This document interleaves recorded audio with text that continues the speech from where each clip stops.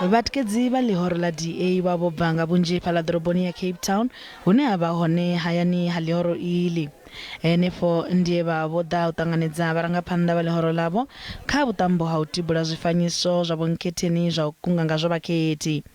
Vho-Steenhuisen vho sumbedzisa u ḓirwa khana vha tshi khou ṱahisa fhungo ḽa uri masipala wa ḓorobo ya Cape Town une wa vha muṅwe wa mimasipala mihulwane vhukuma kha lino shango u khou shuma nga nḓila ya maṱhakheni musi u tshi vhambedzwa na miṅwe mimasipala mihulwane.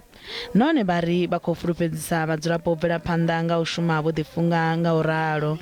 Zwi tshe zwo ralo vha Lihoro la DA vho takutshedza na fulo ḽa u galetshela vhakhethi uri vha ḓiṅwalise u vha miraḓo ya Lihoro iḽi. The big thing's going to be registration. I think this election's going to turn on who can register their voters in bigger numbers. And I think that's going to give any party that's able to register its voters in bigger numbers an advantage. So people need to get out there and register over this coming registration weekend.